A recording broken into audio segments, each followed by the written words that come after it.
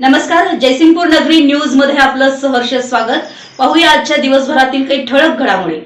पंढरपूर वारीत शरद आयुर्वेद मेडिकल कॉलेजची मोफत वैद्यकीय सेवा, वारकऱ्यांची तपासणी, औषधोपचार व आरोग्य जनजागृती।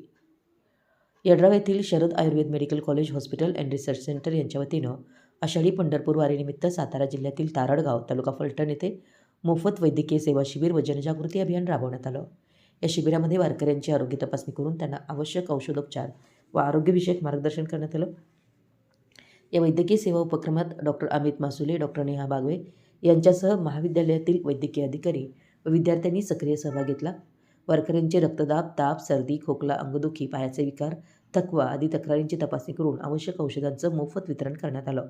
तसेच वारी दरम्यान आरोग्याची काळजी कशी घ्यावी, पुरेसं पाणी पिणं, स्वच्छता आणि संतुलित आहार याबाबत जनजागृती करण्यात आली। शरद पॅटर्न हा केवळ गुणवत्तापूर्ण शिक्षणापुरता मर्यादित नसून समाजाप्रती असलेली बांधिलकी जपणारा उपक्रम आहे। याची प्रचिती या वैद्यकीय सेवा शिबिरातून पुन्हा एकदा आली।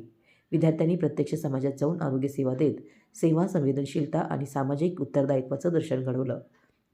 वारकऱ्यांनीही या सेवेला उत्स्फूर्त प्रतिसाद देत महाविद्यालयाच्या कार्याचं कौतुक केलं।